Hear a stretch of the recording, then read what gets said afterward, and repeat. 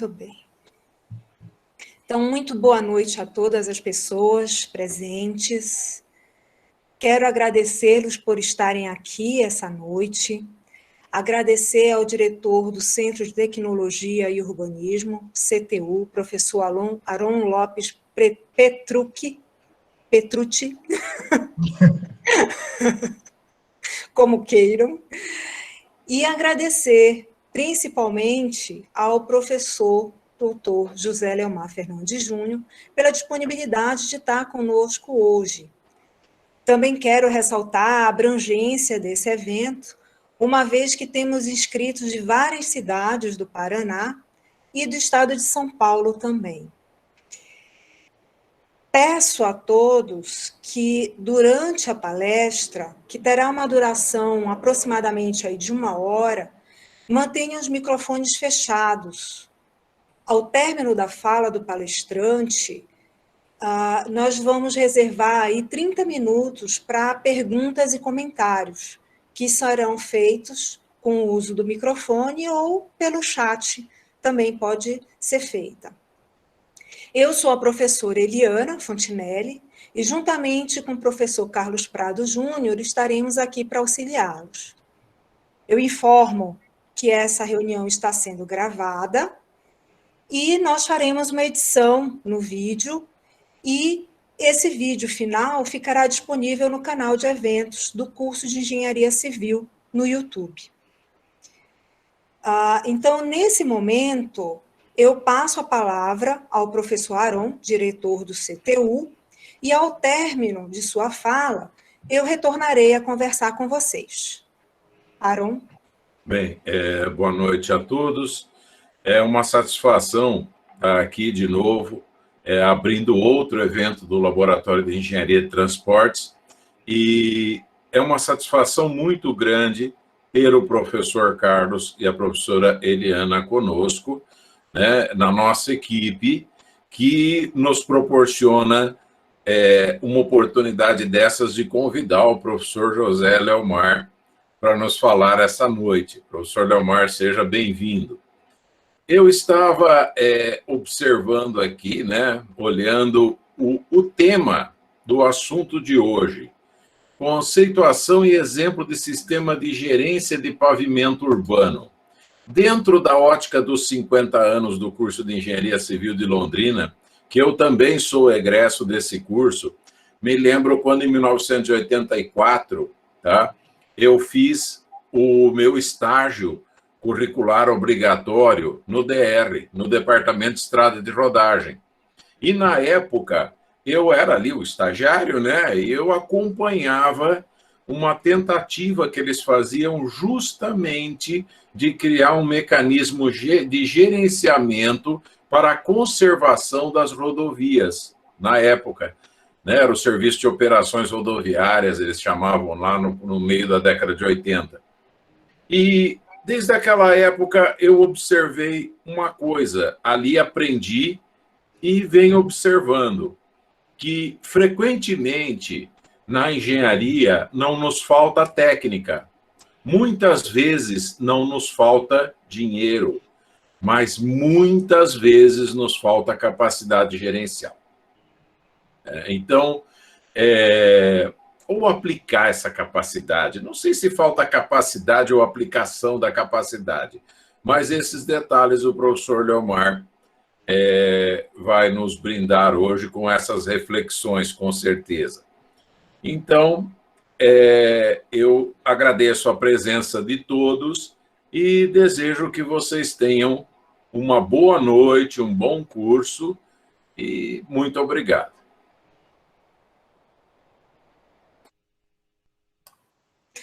Obrigada, professor Aron. Bom, então, como prometido, retorno a conversar com vocês.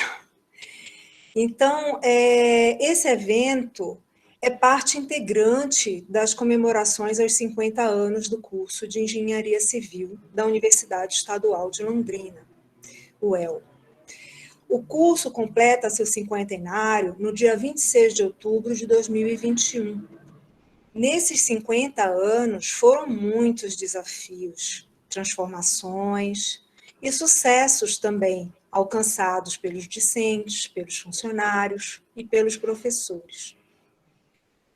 Eu aproveito o momento para relembrar dos professores Altair Amantino de Souza e José Cavalcante Moura, que entre os anos de 1970 e 2000 atuaram na área de infraestrutura de transporte e ministraram a disciplina de estradas, sempre buscando relacionar os conteúdos teóricos e práticos para contribuir com a formação dos estudantes. Bom, eu tenho tido a honra de trabalhar na disciplina de estradas desde 2010 e tenho tentado manter as boas práticas de ensino e aprendizagem, bem como atualizar constantemente os conteúdos e todos os processos para alcançar os melhores resultados na formação dos nossos estudantes e futuros engenheiros e engenheiras. Sendo assim, para reforçar esse compromisso, né, de excelência com os processos de ensino e aprendizagem, pesquisa e formação profissional relacionados aí à engenharia civil, especificamente no que diz respeito à infraestrutura de transportes, convidamos o professor Dr. José Leomar Fernandes Júnior para proferir a palestra Conceituação e Exemplos de Sistema de Gerência de Pavimentos Urbanos. Esse tema é de suma importância para que decisões, desde o projeto até a manutenção, sejam tomadas de forma adequada, resultando aí numa boa qualidade das nossas vias urbanas. O professor José Leomar Fernandes Júnior é engenheiro civil, tem mestrado e doutorado em engenharia de transportes pela Escola de Engenharia de São Carlos, da USP. Atualmente, é professor titular do Departamento de Engenharia de Transportes dessa mesma instituição. Ele atuou como professor visitante em várias universidades.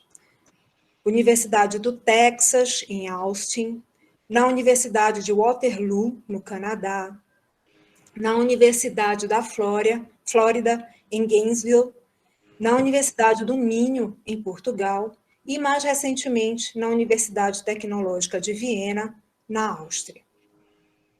Ele tem experiência na área de engenharia civil, com ênfase em infraestrutura de transportes, atuando principalmente nos seguintes temas: misturas asfálticas, sistemas de gerência de pavimentos rodoviários, urbanos, de aeroportos e ferroviários e de vias não pavimentadas.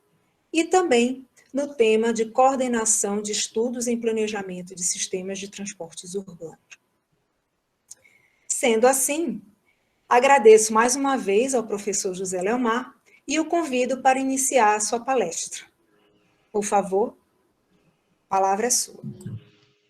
Obrigado, Eliana. Obrigado, Carlos. Obrigado, professor Aron. É sempre uma honra, sempre uma satisfação.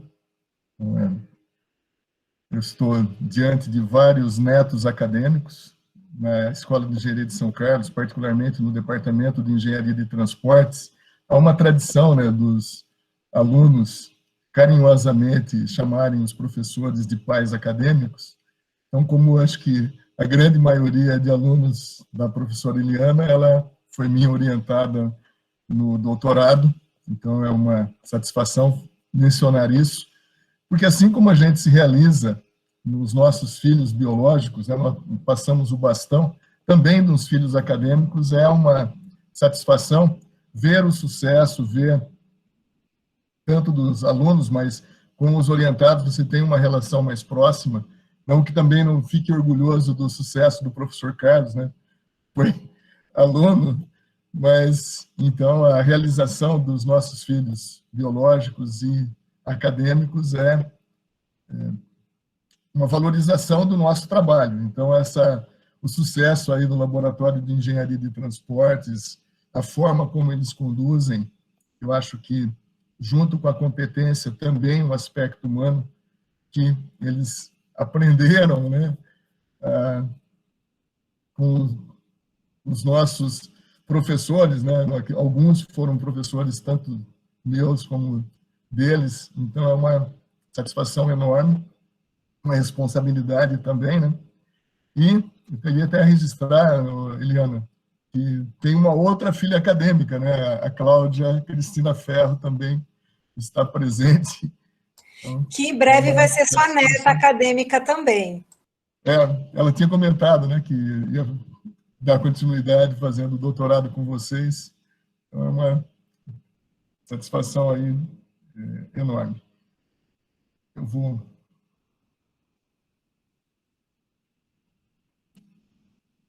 Acho que vocês não aguentam mais, né, as perguntas.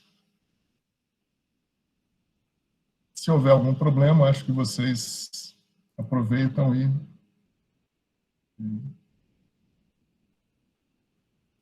e comentam. Agora, é uma situação bem diferente do que acontece numa palestra, na sala de aula, em que o professor está de frente para a classe, tem todo o controle da movimentação, o controle das reações.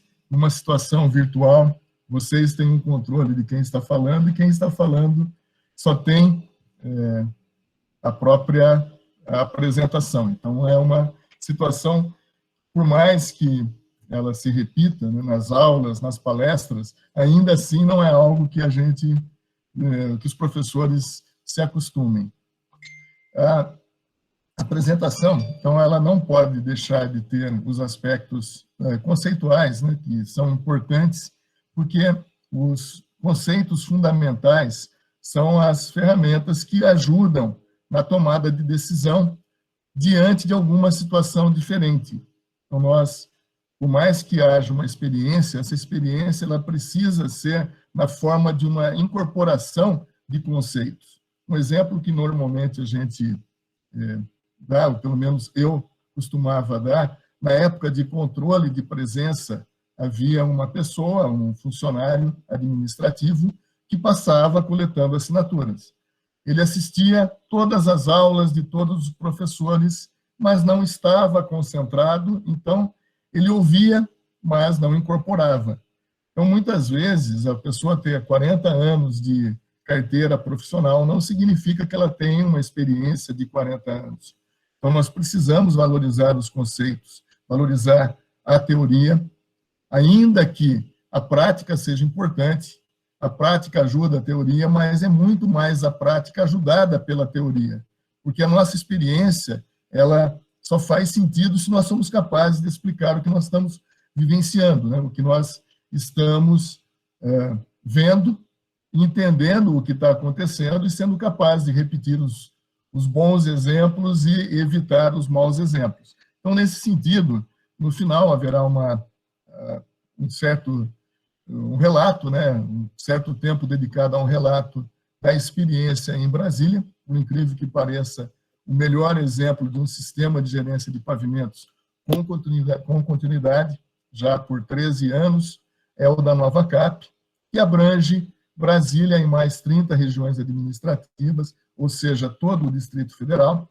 E, antes de chegarmos a esse exemplo, vamos falar de alguns outros exemplos, nem todos eles positivos, mas também nós aprendemos, né, e tiramos experiências, né, incorporamos as experiências também dos insucessos.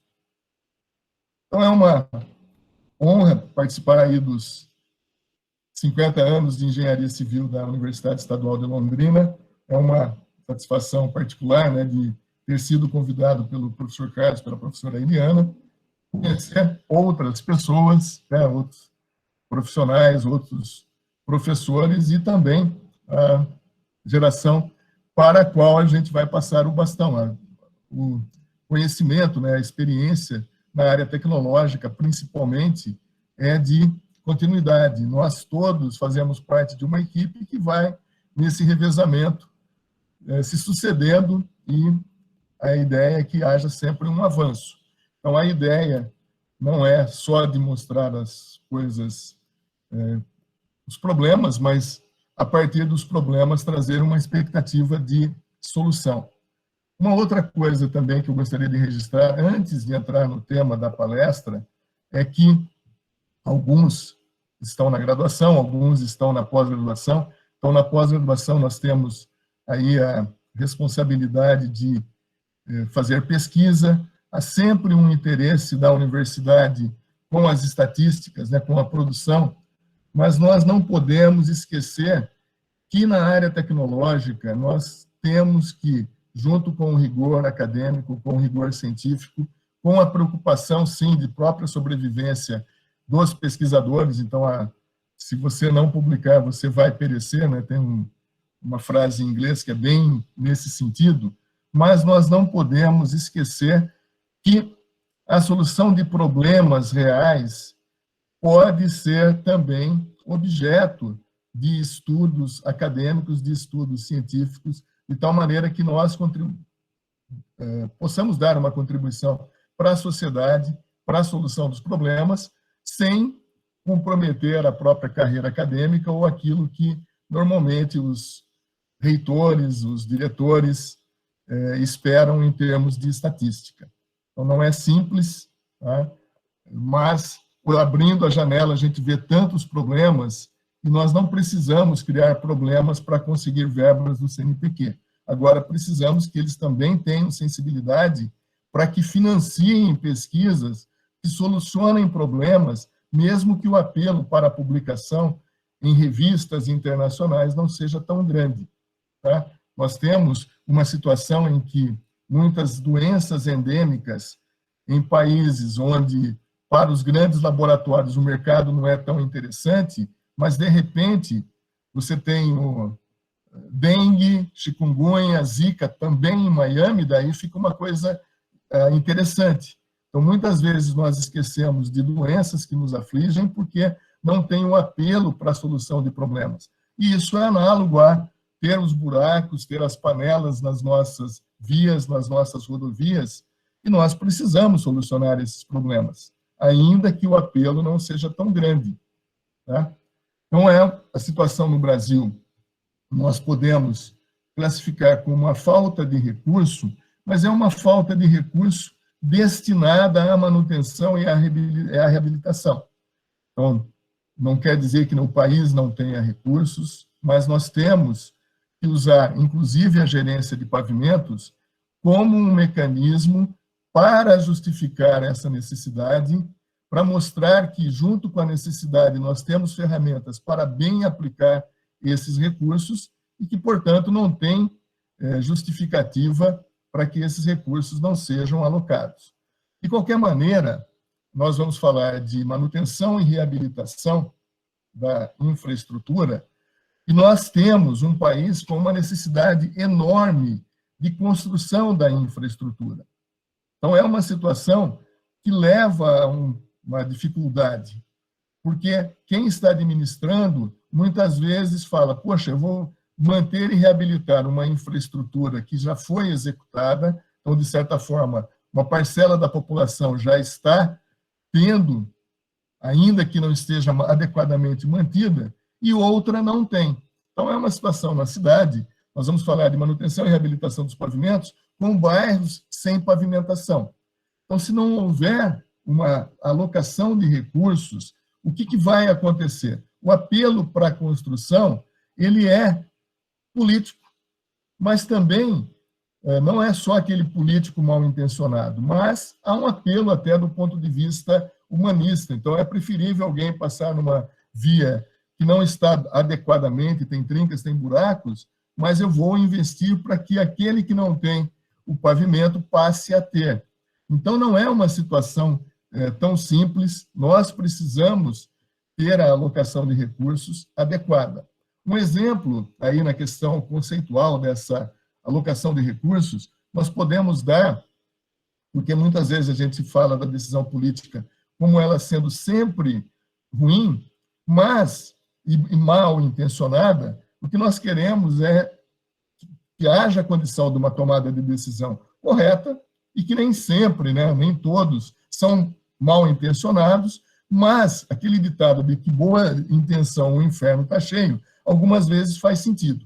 Então, imaginemos, né, uma situação hipotética, aquela questão de apresentar um conceito, nós estamos falando de aplicação de recursos, alocação de recursos, um governador que liberou R$1 milhão para desassoreamento, para limpeza de bueiro.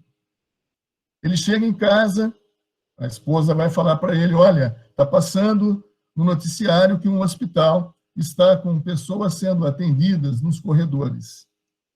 Ele vai falar, puxa, que governador ruim eu sou, né? Eu tenho que pegar aquele R$1 milhão e vou alocar nesse hospital. Só que aquele bueiro assoreado, quando vem uma chuva 100 milímetros aí em 24 horas, ele não funcionando, nós temos uma elevação do nível da água, diminuição da resistência ao cisalhamento, aumento do peso próprio, ruptura do talude. Uma cortina atirantada, uma restauração desse aterro vai custar 15 milhões, 20 milhões. Então, aquele governador bem intencionado, mas sem um planejamento, sem uma alocação de recursos adequada, ele vai tirar de saúde, educação, de transportes, os 15 milhões, os 20 milhões que vão ser necessários para a reconstrução da rodovia. Porque também, se não houver a reconstrução da rodovia, você tem um prejuízo para as pessoas que não dá para ser contornado. Então, nós precisamos, sim, de uma ferramenta de gerência, de tomada de decisão, que seja não só bem intencionada, mas que tenha uma base técnica, para que não seja só a boa intenção e nós indo para o inferno por causa das consequências de erros e de má aplicação dos recursos. Então, historicamente, nós temos uma pequena valorização do planejamento, então, muitas vezes é visto como um papel, né?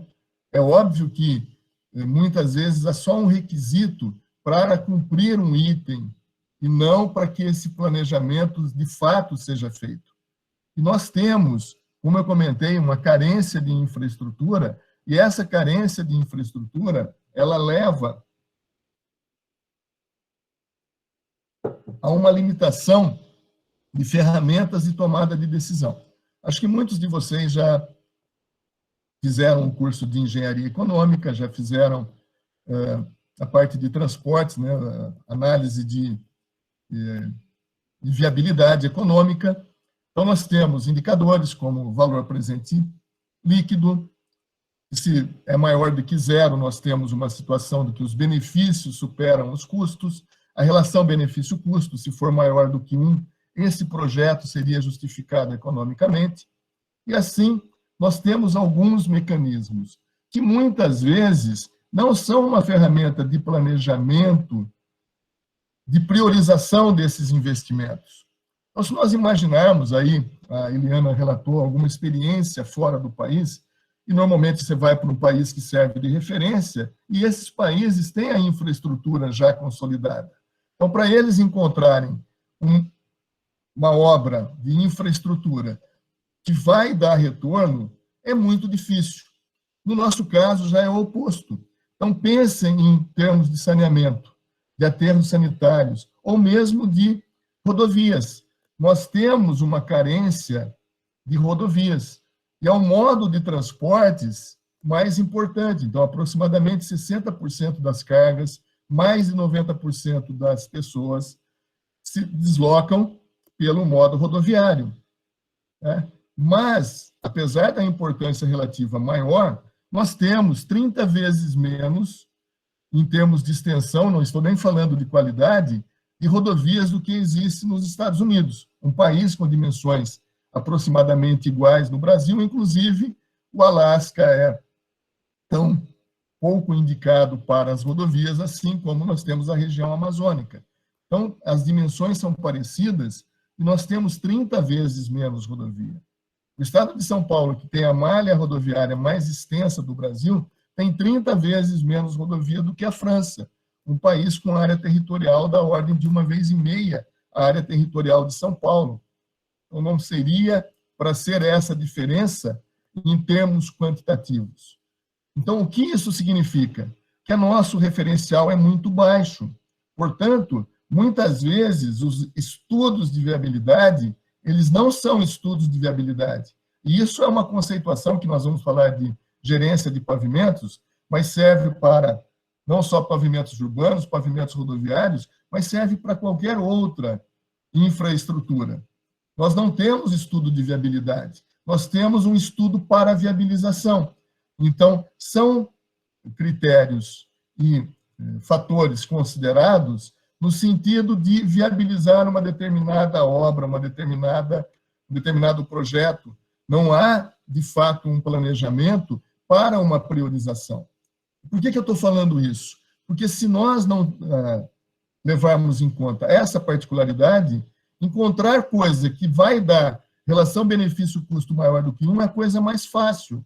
Se nós temos uma carência, imaginem vocês morrendo de fome, tá? Estão numa situação, se perderam numa trilha, estão morrendo de fome. Qualquer minhoca que passar é proteína, qualquer alimento que venha a ser jogado de helicóptero, vocês não vão se preocupar se tem glúten, se tem lactose, se está vencido, por causa da carência.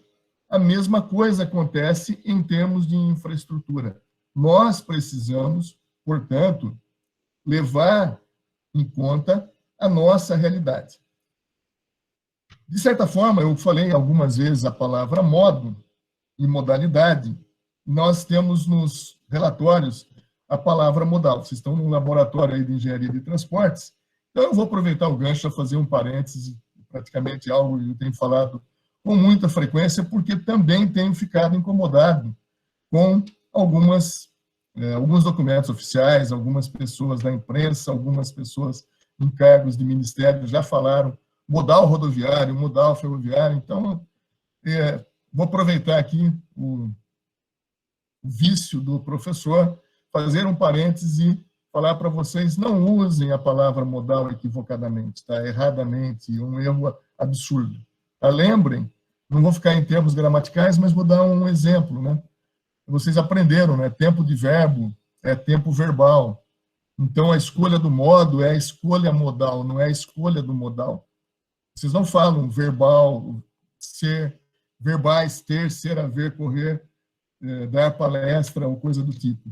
Tá? É verbo, então também não é modal, é modo.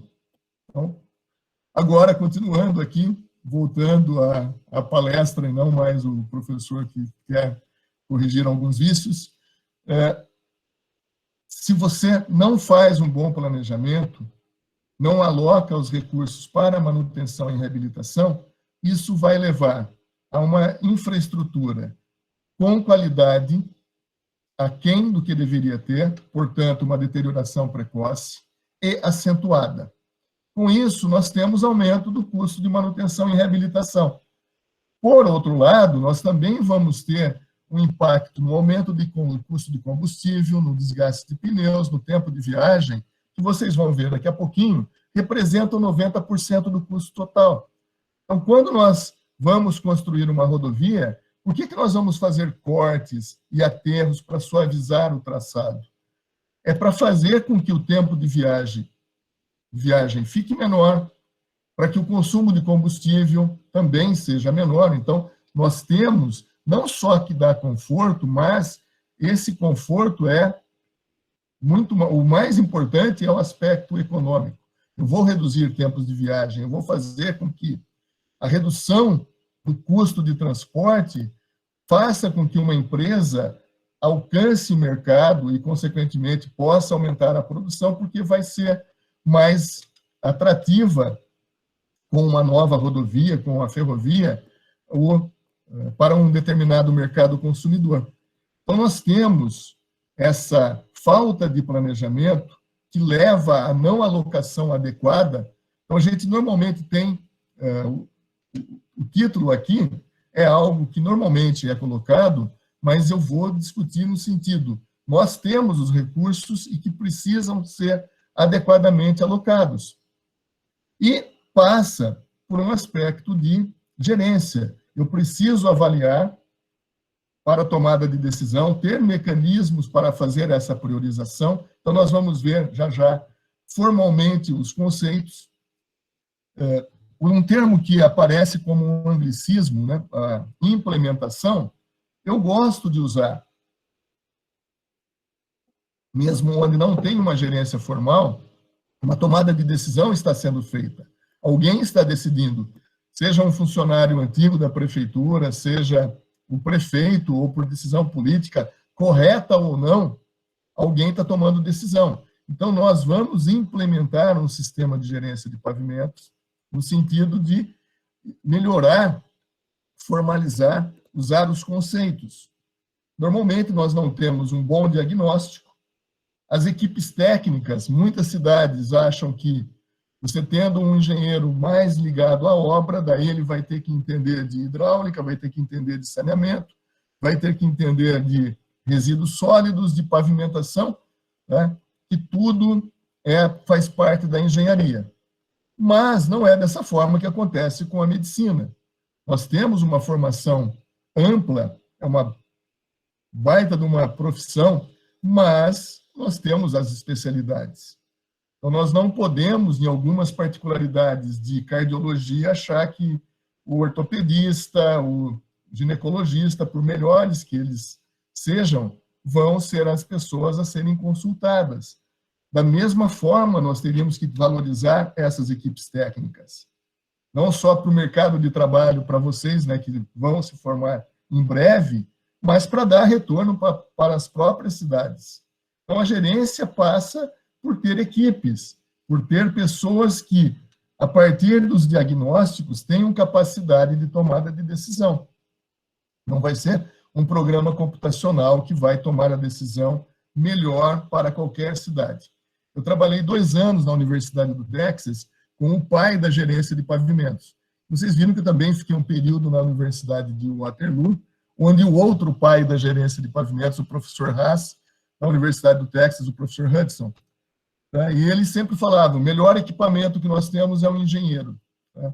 Como ele é caro, não pode estar em todos os lugares, algumas avaliações poderão ser feitas por outros equipamentos.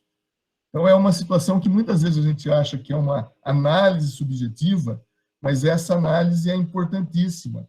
Portanto, entre a valorização no sistema computacional, de alguma coisa sofisticada, e investir em equipe com esses especialistas, por isso que a pós-graduação e a especialização da UEL faz um papel importante, uma região extremamente importante, né, o estado do Paraná, para a economia do Brasil. Então, é uma situação que precisa ter correspondência, as cidades precisam investir nessas equipes. E outra coisa é que, muitas vezes, nós temos situação estanque, falta integração. Nós, e isso acompanhando o que acontece no exterior, temos uma relação pessoal muito boa, só que nós não temos relações institucionais. O Departamento de Água e Esgoto normalmente não conversa muito com a equipe de manutenção e reabilitação dos pavimentos. Então, depois de muito tempo, foi feito um recapeamento e a equipe do Departamento de Água e Esgoto fica esperando com o binóculo para mandar entrar a retro para rasgar o pavimento e fazer uma remodelação numa linha de rede de esgoto ou rede de água. Isso é mais frequente do que vocês imaginam. Então, não é só em Londrina que acontece isso. Nós precisamos de integração. Então, uma das coisas que nós vamos falar é, além dos dados que precisam ser coletados, nós precisamos de ferramenta para tomada de decisão. E muitas vezes passa dessa integração. Só que, na experiência de Brasília, que depois eu vou relatar mais detalhadamente, nós tínhamos uma base comum e dados do Departamento de Trânsito, do Departamento de Podas e Jardim, então vários segmentos. Todo mundo quer ter a informação, mas ninguém quer alocar pessoas para colocar os dados. Então, havia um compromisso para que todos colocassem, então tinha controle dos dados, então a senha era para que cada setor tratasse dos dados e, a partir do momento que você disponibilizava, todos tinham acesso. Mas foi uma coisa muito difícil, porque todo mundo quer, mas não quer fazer um investimento de funcionário, de tempo. para que as coisas aconteçam. Então, a possibilidade de melhorar aquela situação passa pelos sistemas de gerência de pavimentos, definidos no segundo livro do Haas e do Hudson, com a autoria também do professor Zanuski, na época na Universidade do Arizona. Eu peguei bem esse livro, ajudei na revisão, tenho até as anotações, porque ele foi finalizado em 1992 e 93 e publicado em 1994. Então, era um professor visitante, um sapo, né, na situação, mas acompanhei. Então, aparece aí, usaram atividades coordenadas, então nós precisamos ter essa coordenação, não é o departamento de projeto, depois o que vai fazer o dimensionamento do pavimento, o outro vai fazer a manutenção, porque não adianta a usina de asfalto produzir a melhor massa asfáltica se ela vai toda semana para o mesmo buraco. Então, nós precisamos ter a qualidade, né, o desempenho do pavimento, desempenho de forma abrangente, a avaliação de todos. Não é eu fiz a minha parte, agora o outro que se vire. É uma equipe, então não é algo simplesmente de palavras bonitas, mas nós precisamos fazer essa coordenação, tá? Entre planejamento, projeto, construção, manutenção, reabilitação, avaliação e pesquisa. Aqui entra um aspecto, não é só pesquisa acadêmica. Então, os departamentos de estrada de rodagem tinham equipes para, em contato com a universidade, incorporar os resultados, incorporar as pesquisas. Então, as normas eram atualizadas.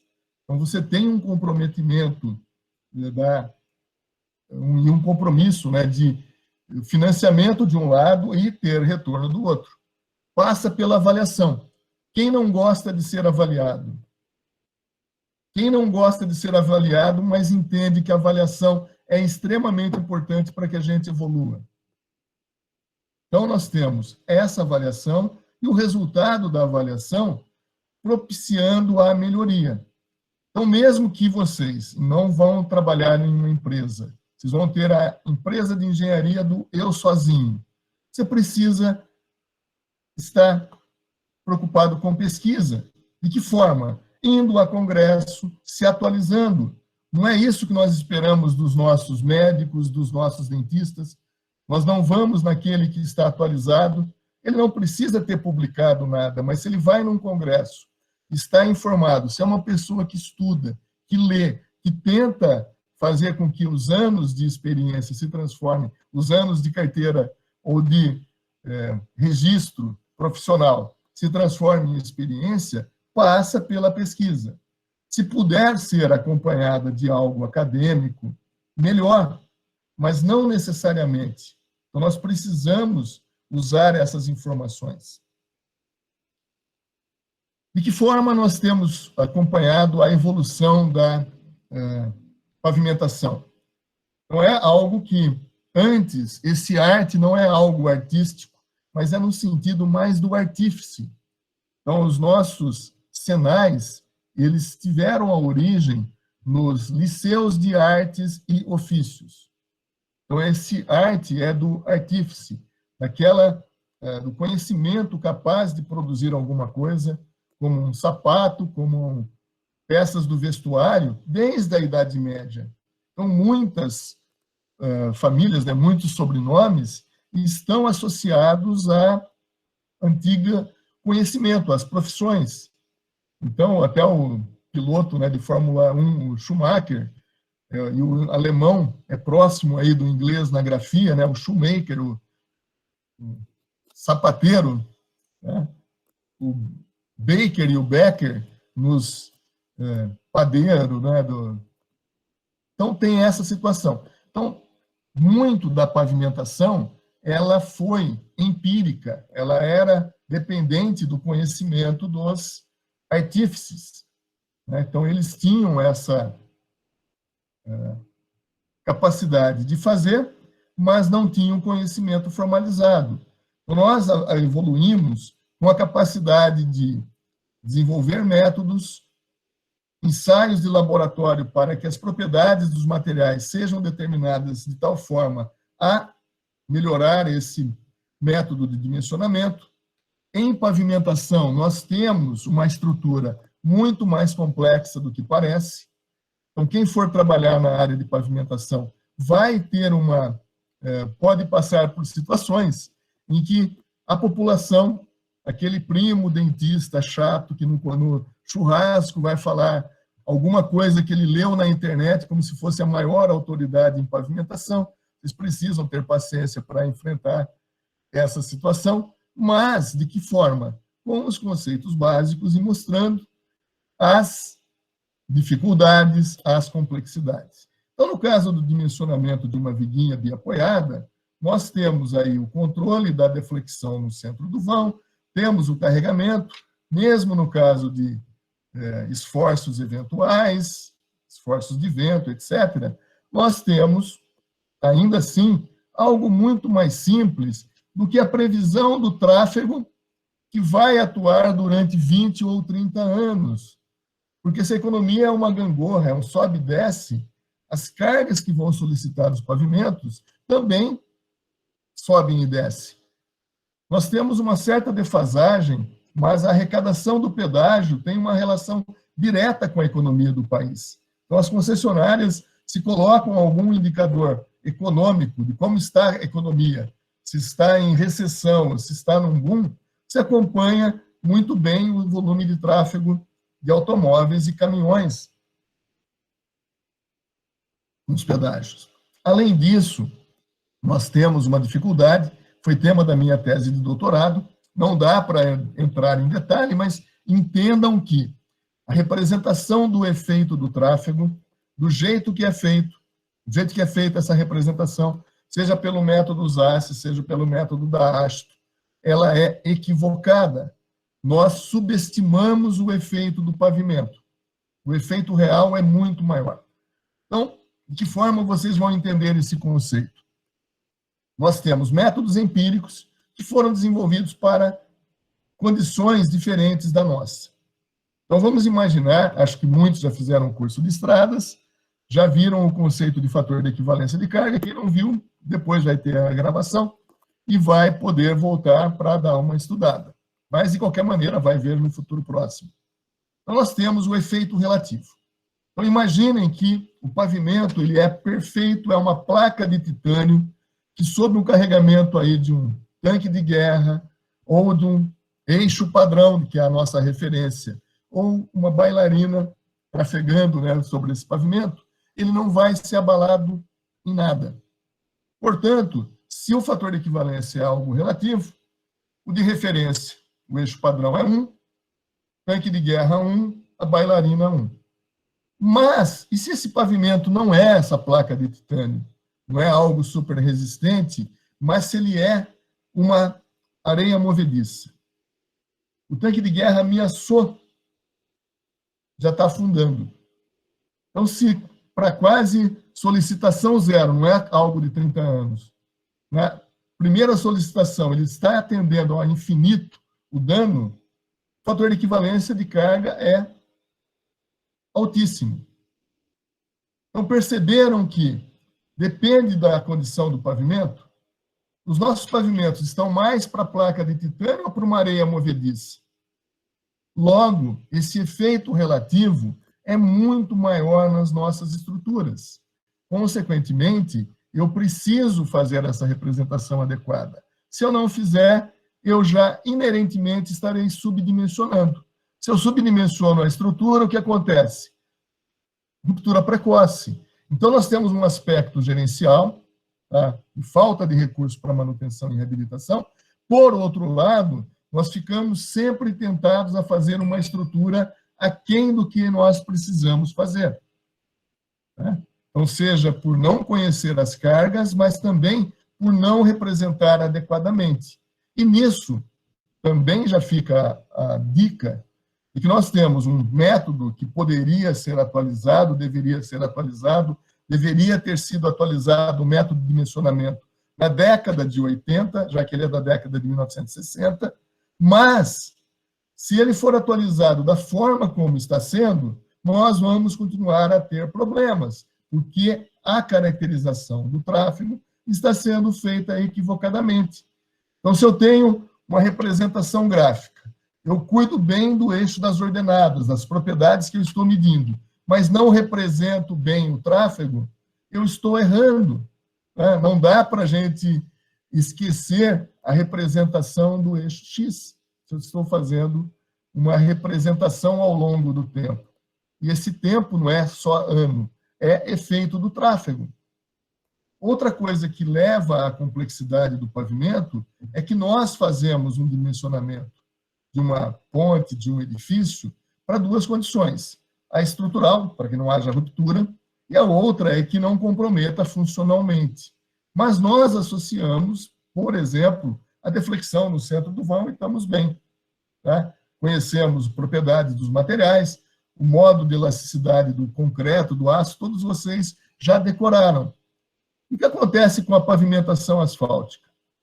Qual que é a condição de ruína? Aqui nós temos uma rodovia, eu percorri durante uma semana com um orientado de doutorado, que era professor da UFBA, da Universidade Federal da Bahia, hoje está na Universidade Federal de Itajubá, no campus de Itabira, e por um mês ele percorreu fazendo avaliações para um sistema de gerência de pavimentos rodoviários, na tese de doutorado dele, e durante uma semana eu acompanhei, na primeira semana. Então, todos passavam aqui pela via lateral, só nós que tínhamos que fazer a avaliação, passávamos por uma rodovia. Dá para imaginar em que condição ela estava. E qual que é a condição de ruína que nós vamos considerar? É o aparecimento de uma trinca ou quando o pavimento está intrafegável. Então, perceberam que é algo no meio, só que os extremos estão muito distantes. Então, eu tenho uma dificuldade. Então, se eu quero retardar a aplicação dos recursos, eu vou deixar o pavimento se deteriorar até ele ficar intrafegável. Só que, daqui a pouquinho, a gente vai ver outros conceitos mostrando que, se eu deixo, passa da hora da estrutura sofrer um reforço, vai custar 4, 5, 10 vezes mais. Então, aquela economia ela vai representar, da mesma maneira que não fazer o desassoreamento de um bueiro parece algo que vai jogar dinheiro fora, mas na hora que tem uma ruptura de um talude, nós vemos as consequências. A mesma coisa acontece em relação às intervenções no pavimento. Então, o pavimento é, sim, uma estrutura complexa, é uma estrutura linear que passa por condições de subleito variáveis. Então, não é um produto industrializado de pequena dimensão que nós temos controle sobre a produção desse produto. E, mesmo assim, vira e mexe, nós temos que levar para a manutenção, a bateria não carrega, não mantém a carga, nós temos defeitos. Imaginem uma rodovia, né? Por mais que nós façamos ensaios, a densidade vai ser sempre pequena. Então, nós vamos precisar da manutenção e reabilitação. Além disso, esse material, 98% dos pavimentos do revestimento, é asfáltico. E o asfalto, ele vai envelhecer. E como ele envelhece? De forma análoga ao que acontece com o envelhecimento de nós, humanos. Nós vamos ficando o quê? Frágeis, quebradiços. Quantos parentes ou amigos de maior idade nós não vemos, não sabemos que levou um tombo, fraturou o fêmur, ficou hospitalizado, alguns casos até evoluem para algo pior. Mas aquela pessoa, enquanto jovem, dava cambalhotas, fazia piruetas e não acontecia nada, porque ela tinha flexibilidade. Então, a variação de propriedade é no sentido de ficar frágil, ficar quebradiço e precisando de intervenções muito mais rapidamente do que as outras estruturas.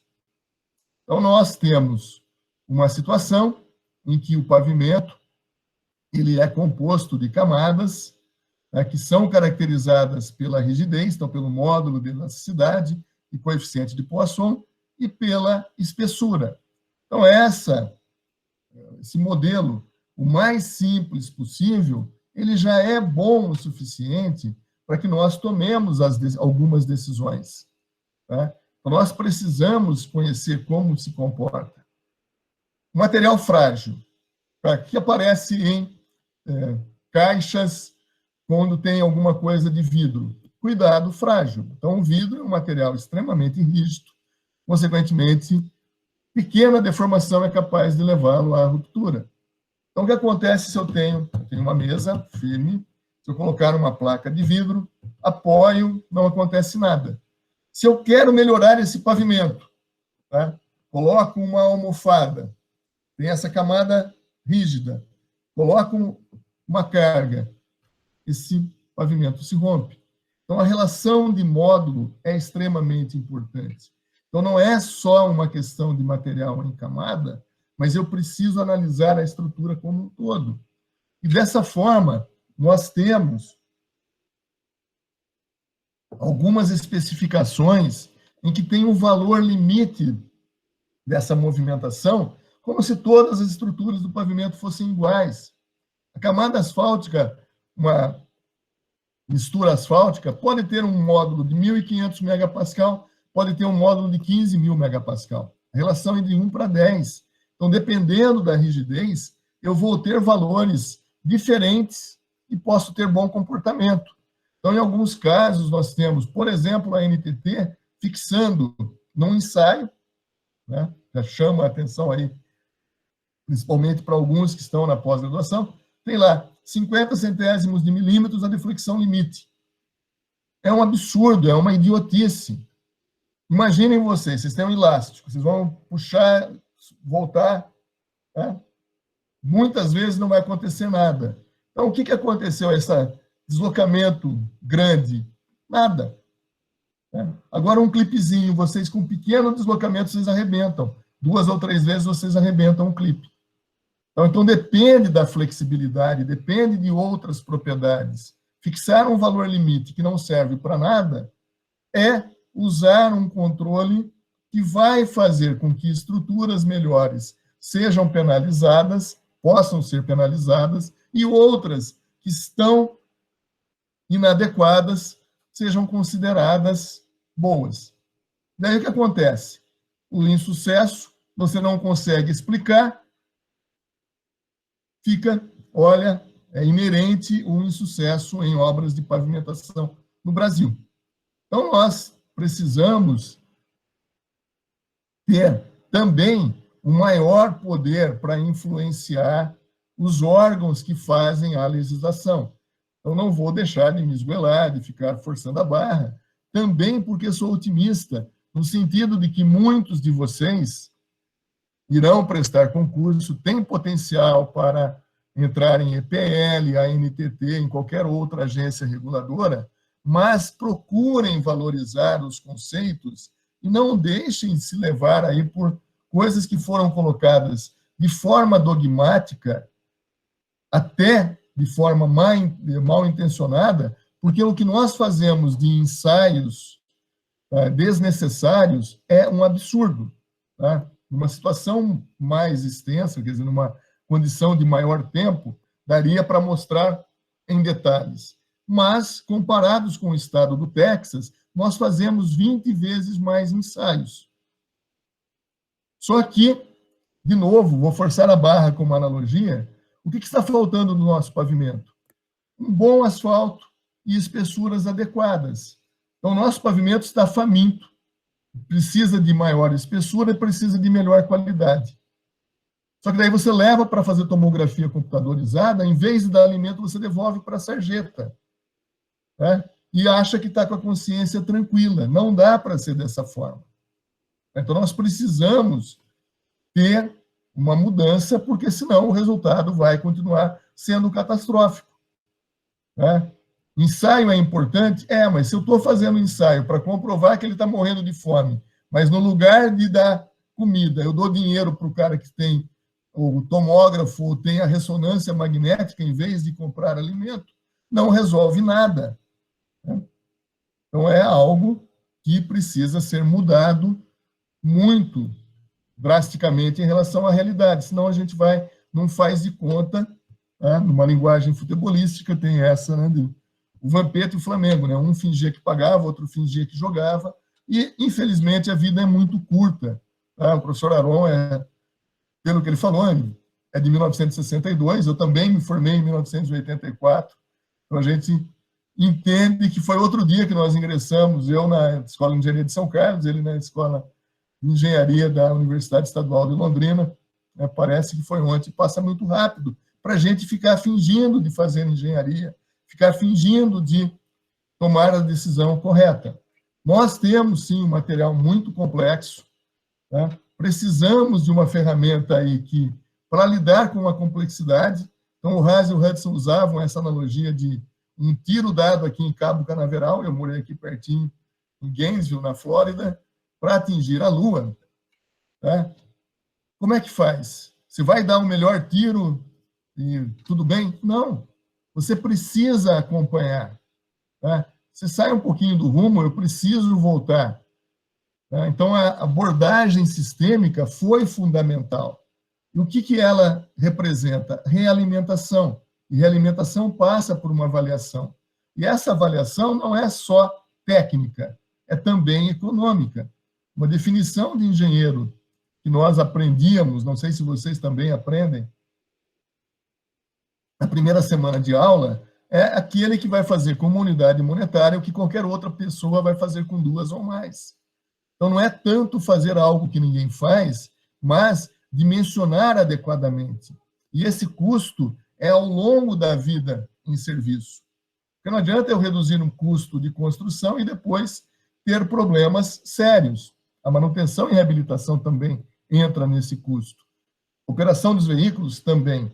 Então, nós precisamos sistemas, a melhor palavra para representar não é uma tradução do dicionário, mas é no sentido de, realmente, alimentação.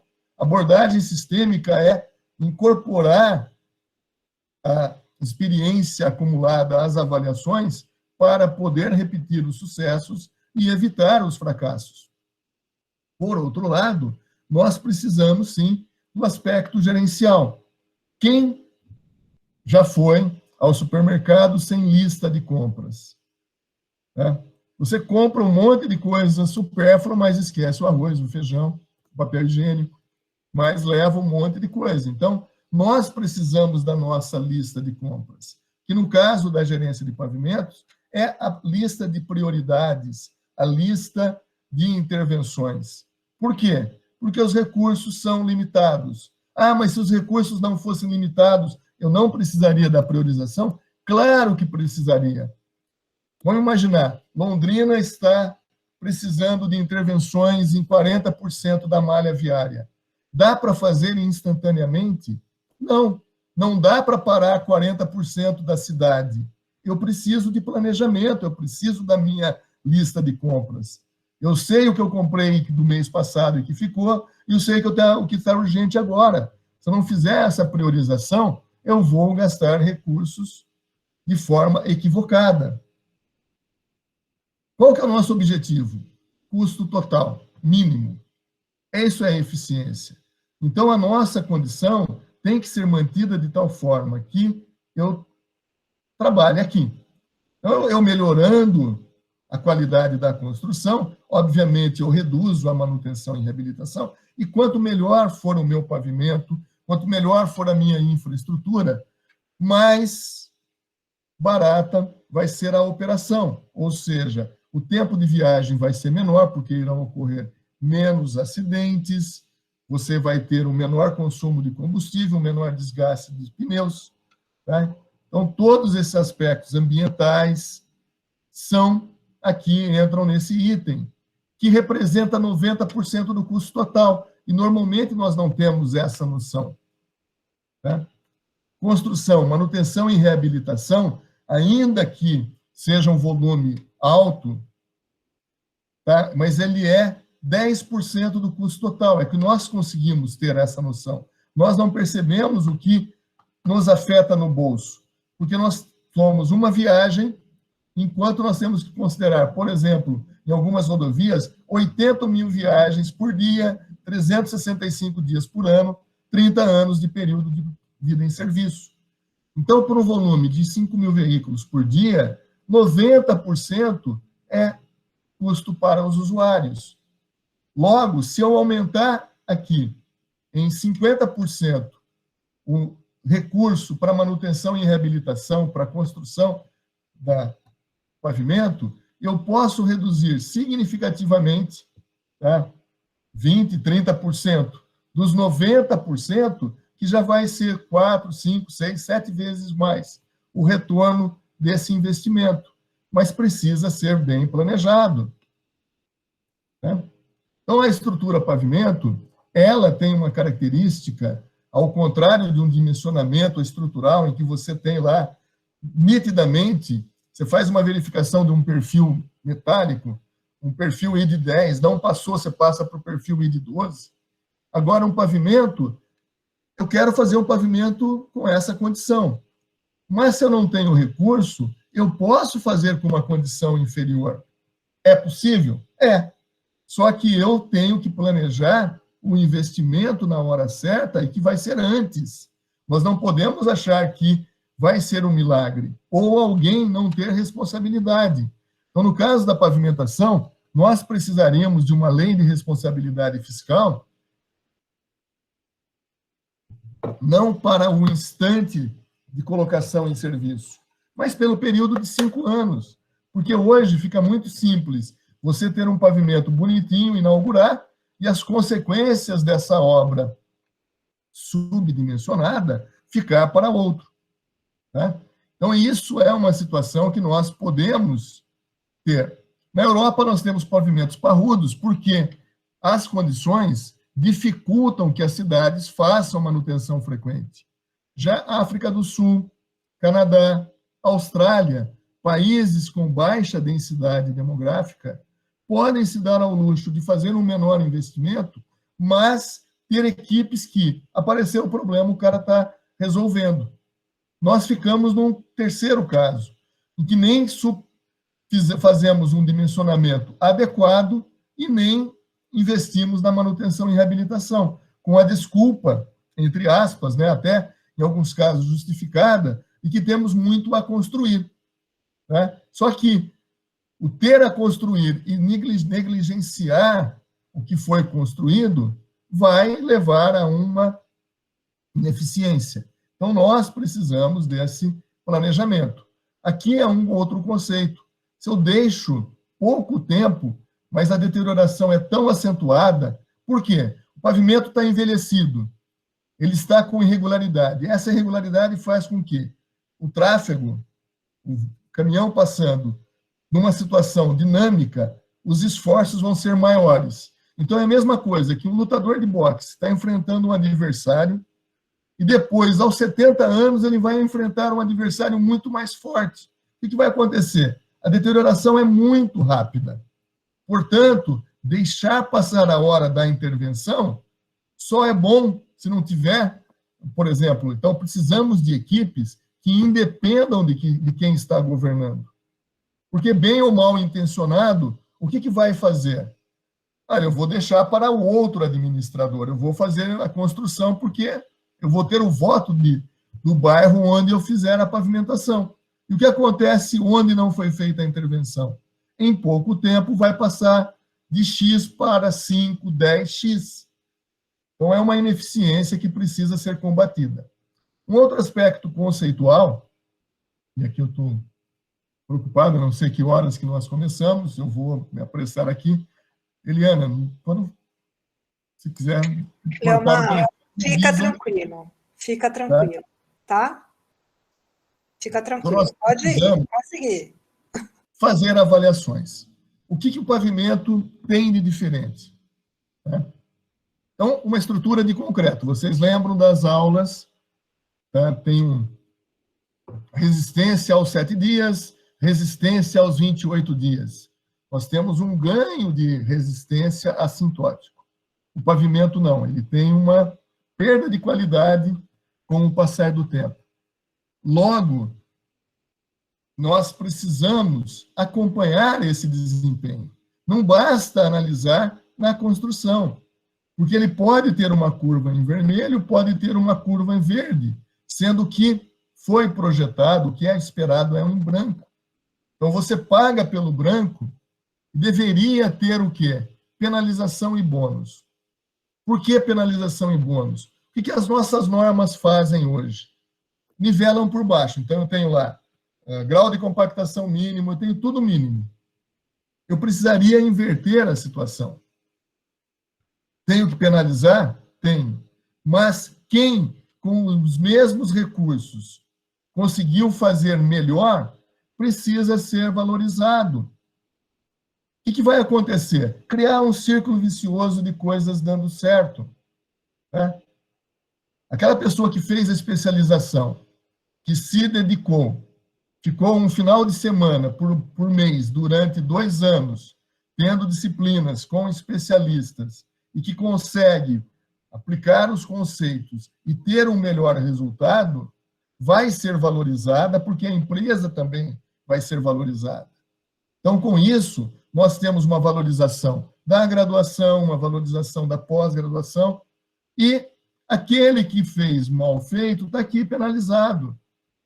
Agora, mas se eu tenho o nivelar por baixo, tanto faz fazer qualquer coisa melhor, não vai fazer diferença. Então, com isso, nós não temos uma valorização profissional. Dos paradoxos, né? Então, o pavimento, a gente está falando que é complexo, mas todo mundo entende e dá opinião. Então, o prefeito vai querer fazer o quê? Espessura mínima, porque o pavimento não vai cair na cabeça de ninguém. Agora, se ele não é engenheiro, ele não vai dar palpite qual é a dimensão da viga de um galinheiro. Não há nada contra o galinheiro, mas, em termos de importância para a cidade, a infraestrutura é extremamente importante. Então, nós precisaríamos de equipes técnicas, valorizar essa situação. Um outro, quase que um parêntese aqui, é que eu estou falando de ter listas de compras, ter a priorização, mas o que acontece? Nós precisamos de recursos. Né? Uma das fontes tem sido, com a privatização, a cobrança de pedágio. Então, pode ser até que as coisas mais de todos os conceitos para áreas urbanas, vocês não decorem, mas isso, vocês como usuários vão até, acho que vai fixar. Qual que é o segredo? Esse item, alocação de custos, ele precisa ser muito bem cuidado. Eu tenho que cobrar proporcional à utilização. Então, países que nos servem de referência, por exemplo, cobram uma boa parcela do recurso para manutenção e reabilitação no combustível. No caso brasileiro, tem a CID.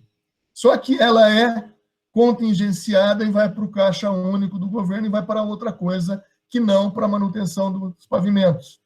O IPVA também, no estado de São Paulo, ele é usado para pagar a segunda parcela do 13º de professores.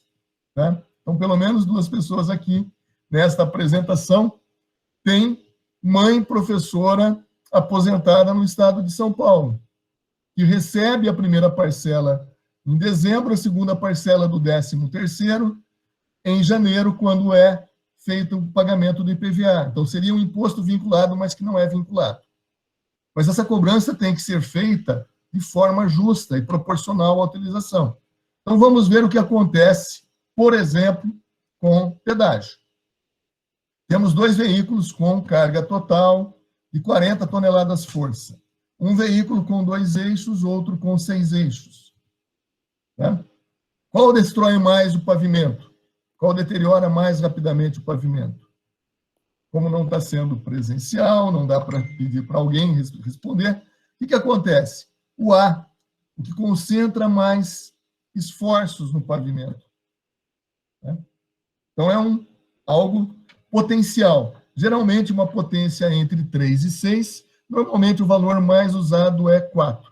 Então, se o limite legal de um eixo simples é 10, se coloca 12, 20% de sobrecarga, esse 1,2 elevado à 4ª potência dá aproximadamente 2.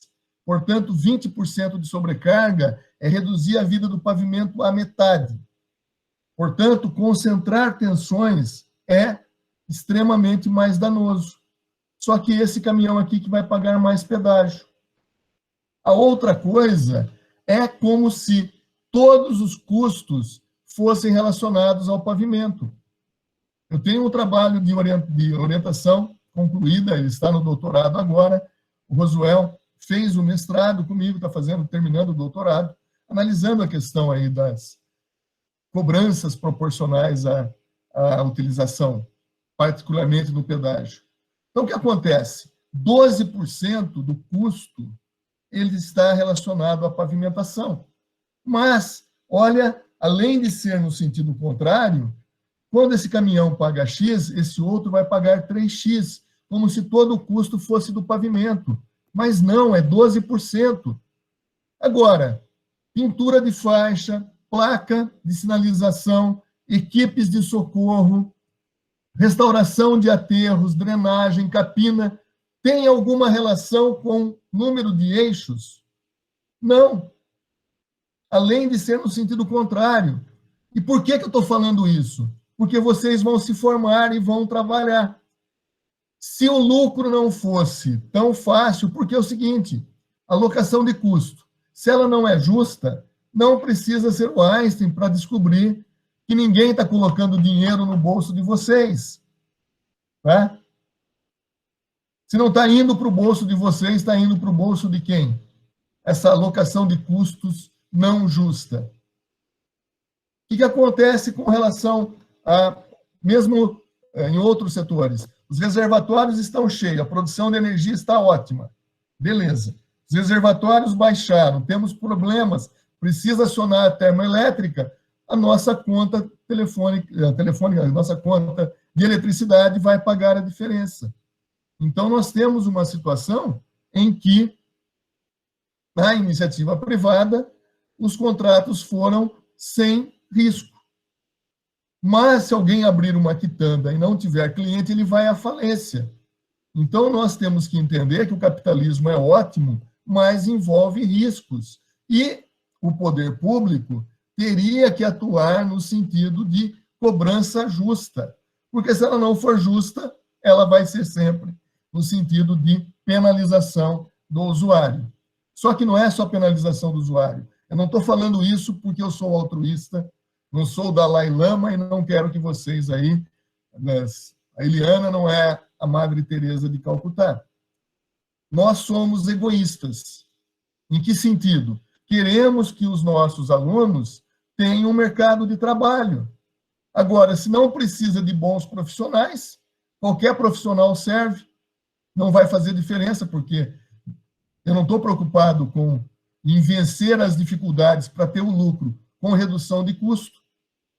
Né? E outra coisa, eu também sou egoísta. Eu tenho que morar num país que ele seja o melhor país possível. E não é para vocês, é para mim.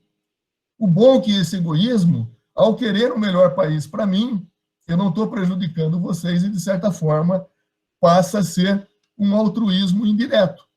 Tá? Mas, senão, não é uma coisa de candidato político, qualquer coisa de Dalai Lama, uma pessoa perfeita.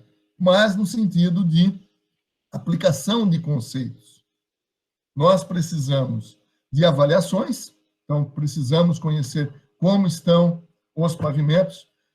Sei que deve ter alguém de prefeitura, é importantíssimo essa conceituação aqui, nível de rede e nível de projeto. De que forma? Eu preciso conhecer a malha viária todinha, as vias locais, as vias corretoras, as arteriais. Depois eu vou fazer um planejamento. É óbvio que a frequência de avaliação de uma via arterial vai ser muito maior, o intervalo vai ser de 1 ano. Entre as coletoras pode ser de 3 anos, das locais a cada 5 anos, não tem problema. Mas, no primeiro momento, eu preciso conhecer toda a malha viária. Da mesma maneira, se vocês fossem implantar um sistema de gerência de saúde pública, vocês precisam conhecer todos os cidadãos.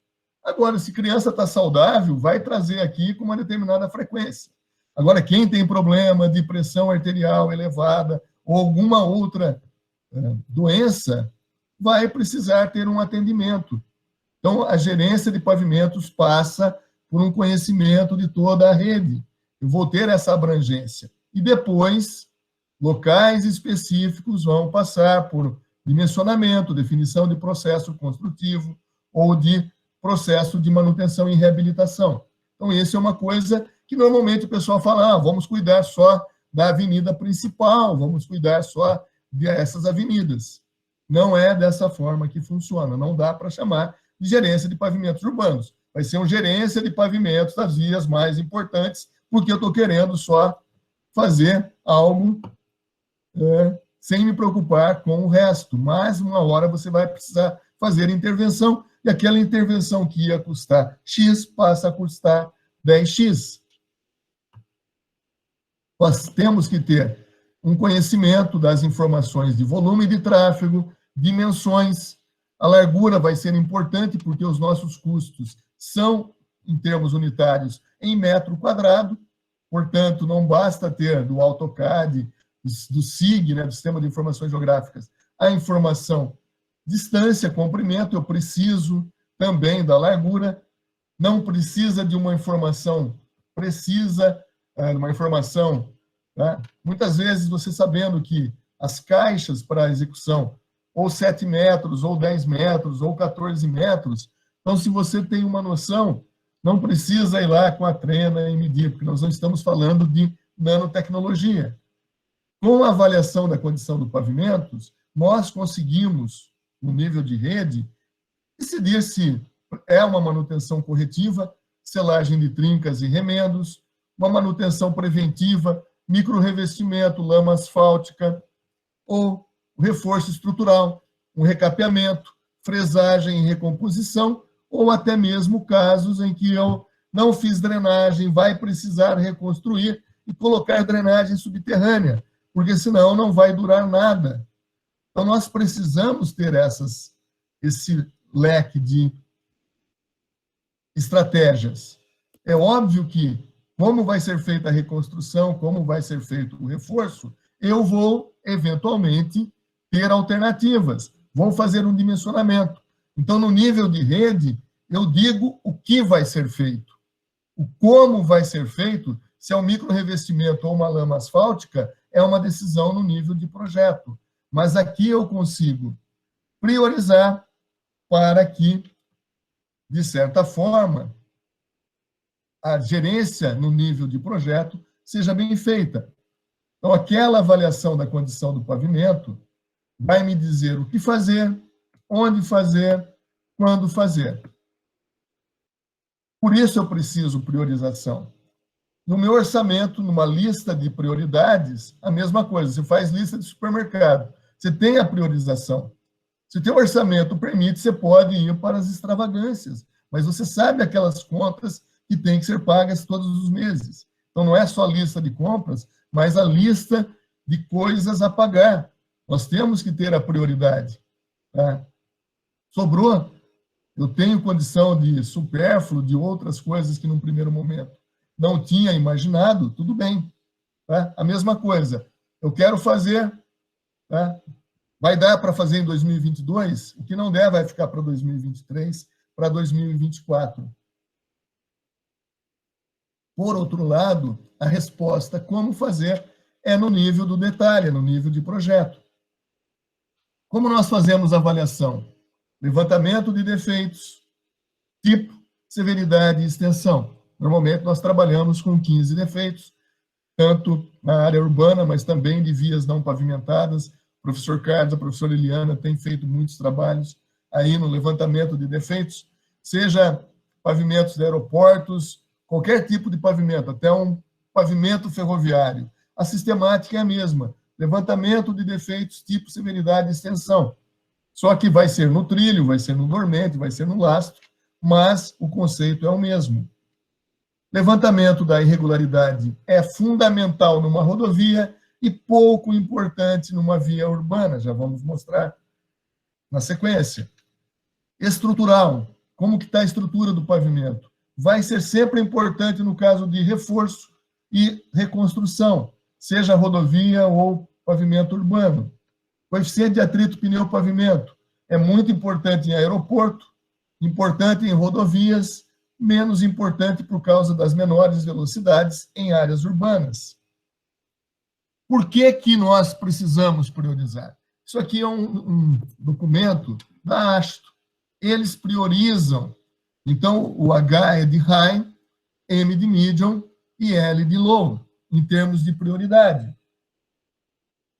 Então, pegue para uma rodovia e vejam aqui a irregularidade. Ela é alta prioridade, média prioridade, alta prioridade. Peguem pavimento urbano, low priority, tanto para alto volume de tráfego quanto para baixo volume de tráfego. Por quê? Porque as velocidades são menores. Porque eu tenho muitas paradas, semáforos. Ah, mas tem uma avenida com limite de 90 km por hora. A marginal do Tietê em São Paulo. Qual que é a velocidade quando o volume de tráfego está alto na marginal do Tietê? Teve uma manchete. A velocidade média é a velocidade de uma galinha. Então, mesmo que vocês não aprendam nada, vocês vão saber que 15 km por hora é a velocidade média de uma galinha. Tá? E foi coincidência eu ter falado do galinheiro antes. Tá? Então, o que acontece? Tem isso aqui. Então, se eu tenho recurso sobrando, eu vou fazer uma avaliação que não é prioritária. Mas se eu não tenho, para que fazer uma avaliação que, conceitualmente, num país que tem recurso sobrando, eles não fazem? Tá? Então, nós temos que tomar cuidado, porque muitas das nossas normas acabam trazendo dogmas que são para as empresas de consultoria e não para o cliente. Podemos priorizar, então, a questão da condição do pavimento, das características do tráfego, do volume de tráfego, se é uma via mais importante, por exemplo, uma região central. Com isso, nós teremos as informações. Agora eu vou correr, porque são algumas telas. Daqui a pouquinho eu chego num ponto para verificar o que a gente faz, se para ou continua. O SIG consegue compatibilizar com redes de telefonia, de água, de esgoto. Né? Então, nós precisamos ter essas interfaces.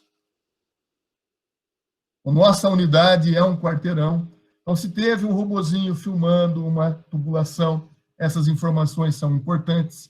Em 1998, tá? O Carlos estava chegando e o José Pantigoso, um peruano que fez a graduação, foi meu aluno na graduação, foi aluno no mestrado, ele ficou 4 meses no Departamento de Água e Esgoto, no Serviço de Água e Esgoto, em São Carlos, para verificar critérios de tomada de decisão na manutenção da rede de água.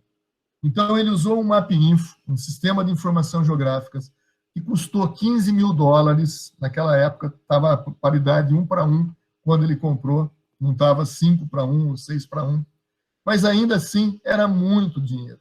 E nós queríamos instalar no SAI. O que nós recebemos foi, olha, a gente está fazendo, não precisamos da ajuda de vocês. Então, o que ele estava simulando? Priorização de pavimento e também o que é crítico na tomada de decisão na rede de distribuição de água. O que significa esse serviço, os segmentos em vermelho? Significa, olha, não faça nada no pavimento, porque se você fizer, daqui 2 semanas vem o pessoal rasgando o pavimento para fazer alguma coisa na rede de água. Ou seja, se há uma comunicação, se você tem as gerências de infraestrutura conversando, muitos dos absurdos que nós temos seriam evitados. Então, bastaria uma comunicação. Tá? Então, aqui, nós temos essas ferramentas que permitem essa comunicação. Uma outra coisa que eu estou passando rápido, mas que não vai prejudicar em nada no entendimento, é analisar de forma dinâmica.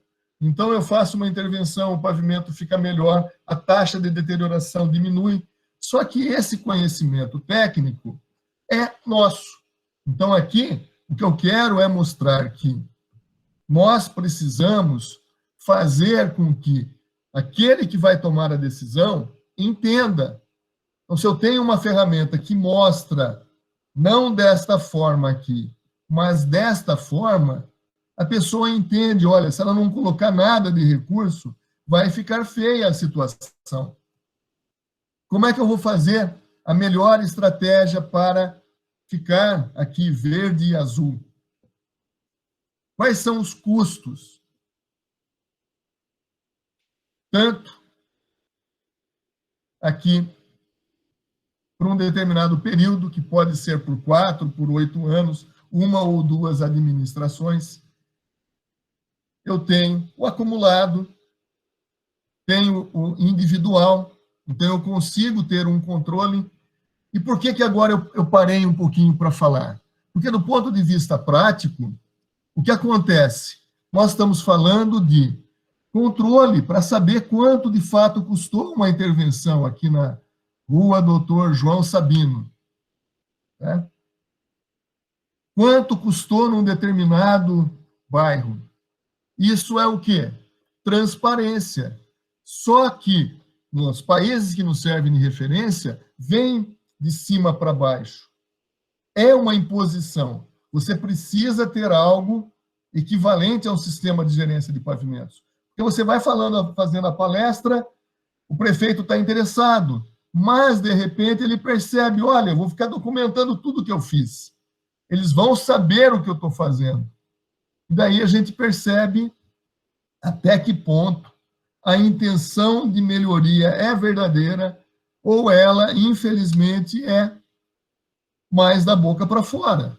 Porque nós temos uma ferramenta que vai dar transparência, vai facilitar a comunicação, tanto nossa de técnicos, com quem está tomando a decisão, mas também dá responsabilidade para quem está tomando decisão de ser responsável, né, de dar essa responsabilidade para quem tem poder e vai ser cobrado, tanto para o bem quanto para o mal. E nem sempre é do interesse essa situação. Nós temos ferramentas para que, na hora da tomada de decisão, nós conseguimos ter, pelos dados do IBGE, dados censitários, olha, eu melhorar uma determinada região não é só para quem mora naquela região. Tem todo um trajeto em que a pessoa que trabalha nessa região e vai dormir na casa que fica nessa outra região, ela passou por aquele pavimento melhorado. Então, eu consigo analisar área melhorada, população atendida. Com isso, eu tenho as taxas de atendimento que vão permitir que haja uma transparência. Então, eu não fiz uma determinada região para beneficiar só aqueles moradores. Eu tenho toda uma população atendida e, consequentemente, vou ter os critérios de priorização. E, com isso, nós temos aí uma ferramenta que leva em conta a complexidade, mas dá subsídio à tomada de decisão. Então, aqui, obviamente, que são conceitos mais gerais, não dá para entrar em detalhes, algumas coisas foram faladas para aqueles que já estão na pós-graduação e já estão no final de conclusão do curso da graduação. Espero que tenha mostrado a importância que passa por equipes, por tomada de decisão, de avaliar adequadamente, usar esses dados, simular e fazer o planejamento. E também ter recursos, porque não adianta ter a lista de compras e não ter dinheiro para comprar. Ok? Eliana, eu não sei se eu teria 10 minutos para falar sobre Brasília, contar um caso que está funcionando. Se quiser partir para a arguição, não tem problema, para as perguntas, comentários, críticas, sugestões e curiosidades que eles possam ter.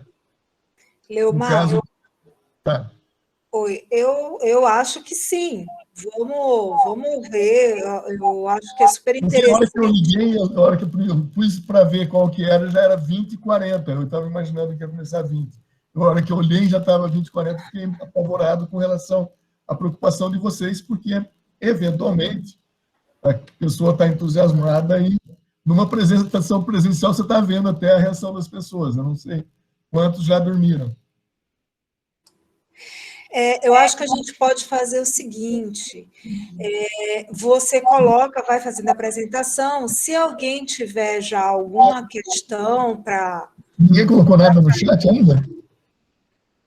Não, ainda não. Porque eu disse que era no final, né? Então, se alguém quiser já colocar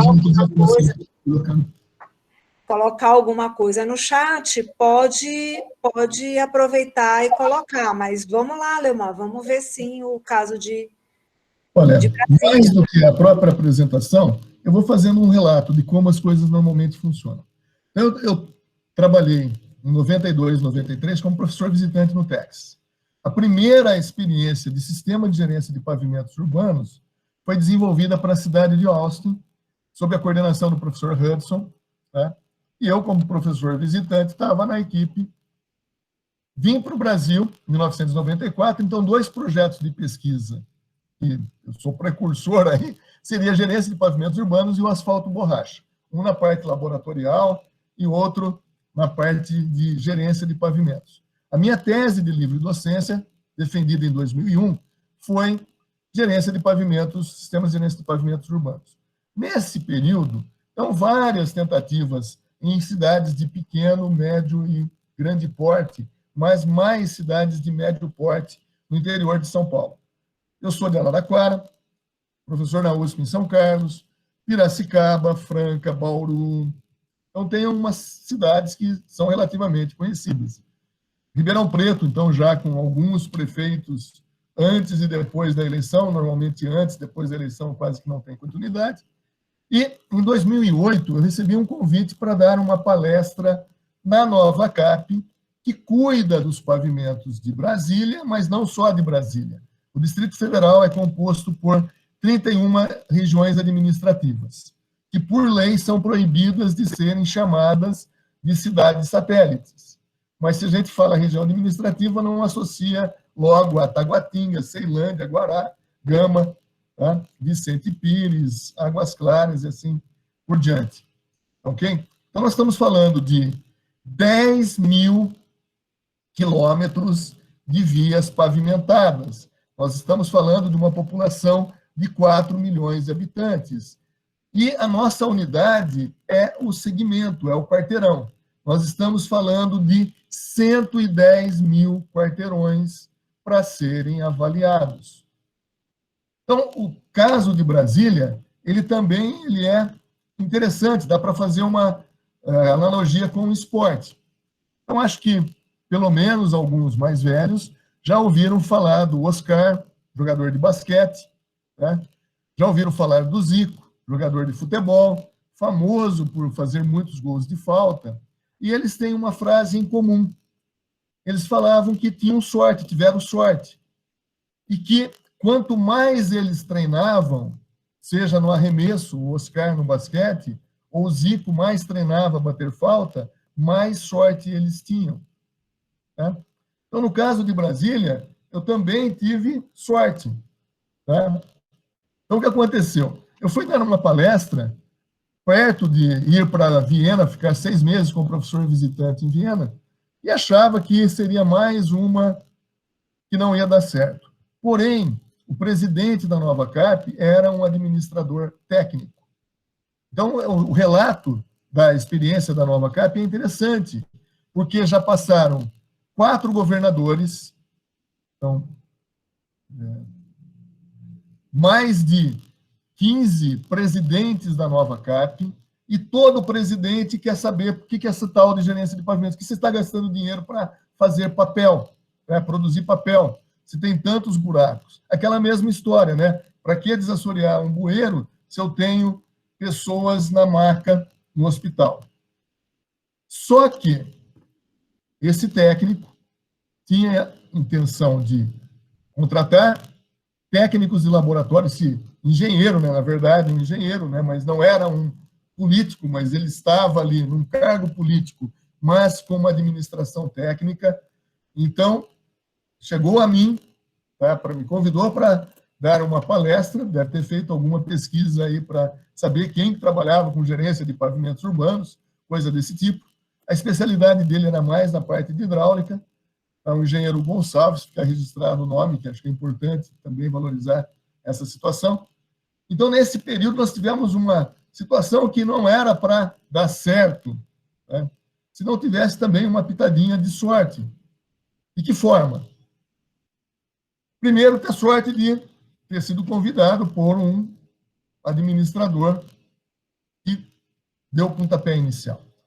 Então, nós implementamos toda a parte de levantamentos. Então, aqui vou falar algumas coisas e vou contando a história. Tá? O que acontecia com Brasília?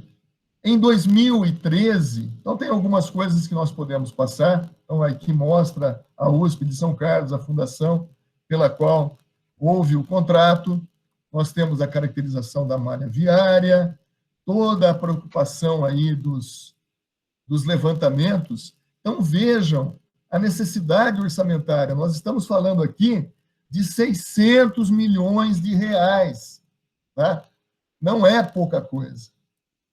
E como a questão aí dos investimentos, como fazer o planejamento desses recursos, quais eram as estratégias, aquilo que eu tinha comentado com vocês, né, de avaliar o pavimento e fazer um planejamento. Aqui todo o cadastro, toda a base de dados de inventário.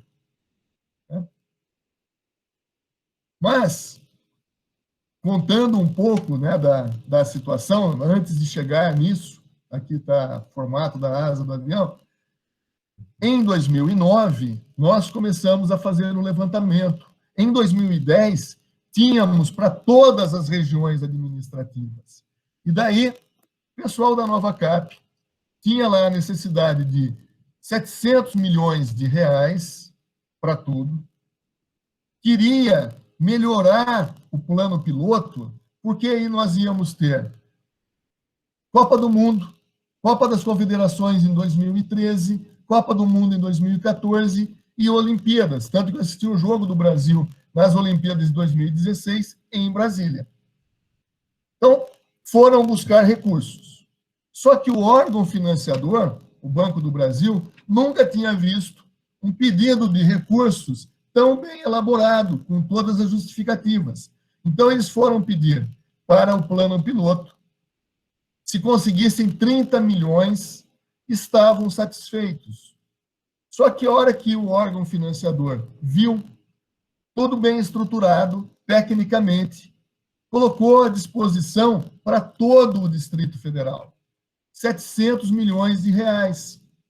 Só que a hora que você recebe 700 milhões de reais, o que acontece? O Tribunal de Contas, que parte do princípio que tudo é corrupção, tudo é errado, ele vai com uma lupa para analisar o que essa porcaria de gerência de pavimentos está dando recursos aí para Brasília. Se a gente falar de coisa ruim, a gente vai imaginar politicamente Brasília. Então, é uma situação que juntava a fome com a vontade de comer. O TCU querendo ver culpados, 700 milhões na mão da Nova Cap. Eu dei cursos para os 120 engenheiros da Nova Cap. Então, aqui vocês estão vendo alguma coisinha, mas dá para a gente avançar. Então, eu tenho os levantamentos de defeitos, tudo está aí com critérios para a priorização. O sistema ele é bem flexível, não tem nada de ciência de foguete. Vocês veem todas as regiões administrativas que eu posso analisar em conjunto ou não. Tá? Cada administrador pode fazer as suas simulações. Portanto, se eu tenho uma cidade com a dimensão de Londrina, eu posso fazer a parte, posso fazer as simulações, mas vários desses engenheiros não estavam nem aí com o curso. Porém, a hora que o Tribunal de Contas começou a fiscalizar, o que aconteceu? Primeiro, que eles entraram com os dois pés na porta, achando que iam encontrar falcatrua. Mas viram que tinha uma base de dados que só ia ajudar o Tribunal de Contas. Então, por que com a passagem de 4 governadores, 15 presidentes, mais alguns presidentes interinos, o sistema de gerência de pavimentos continuou? Primeiro, porque ele deu recursos. Tá? Segundo, que hoje o Tribunal de Contas, o TCDF, não deixa ele morrer, porque é uma ferramenta de fiscalização. Então, para nós, cidadãos, também é algo interessante, porque nós sabemos que, da melhor forma possível, isso não quer dizer que nós tenhamos aí, fazemos mágicas, mas nós sabemos que a nossa profissão é importante. Então, fazer boa engenharia é, sim, nós podemos ser capazes de aplicar bem os recursos. Então, acabou tendo essa continuidade com todos esses relatórios, com todas essas informações, passando pelo levantamento, tá? As simulações mais técnicas.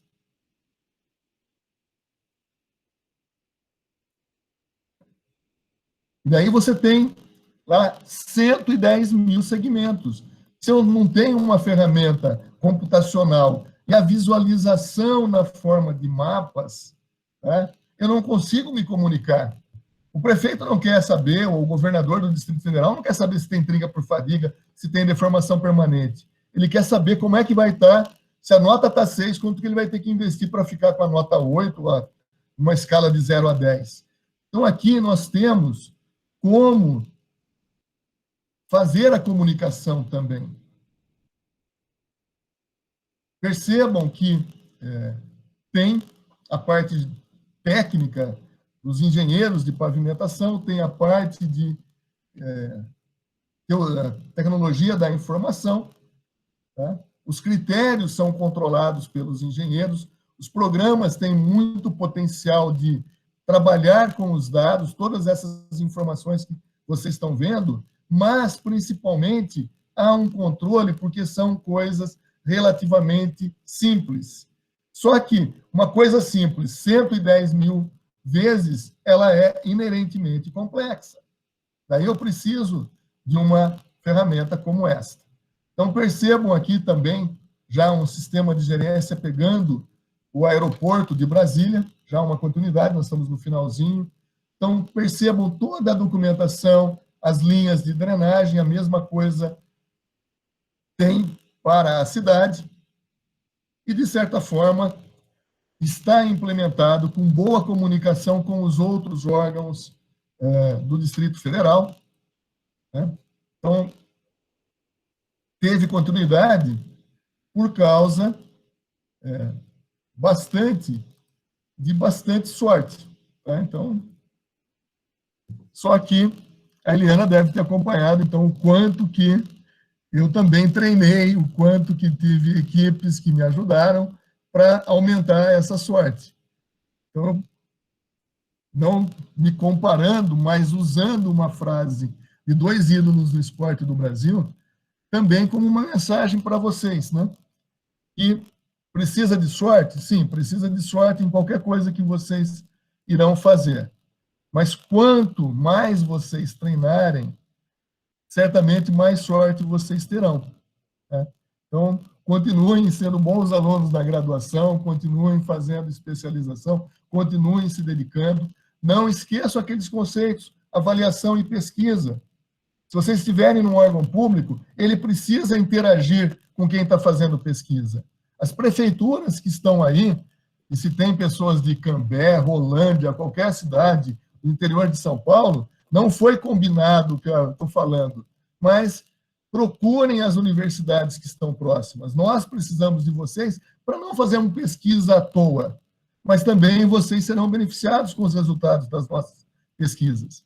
Então, para fechar, seria nesse sentido, antes da arguição, para os alunos treinarem e se treinarem a especialização, e para quem está no trabalho, ter a ajuda acadêmica é uma boa. Nós estamos na universidade, nós não estamos fazendo só poesia, né? Estamos preocupados em ajudar na solução de problemas. Então, obrigado pelo convite, Carlos, Eliana, professor Aron, tá? E agradeço também a toda a atenção de vocês, mas principalmente que coloquem algumas coisas que podem ser sugestões, correções, perguntas, o que for para a continuidade.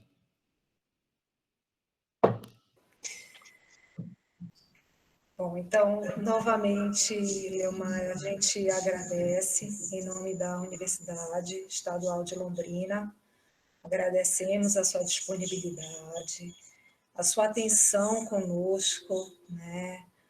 É sempre muito bom ouvir, né, os seus ensinamentos. E agradeço também a todos, como o Leomar falou, né, os heróis da resistência que ficaram aqui, né? Agradeço a todos, uma boa noite para todos, e a gente declara, então, aqui, encerrada, né, esse evento aí,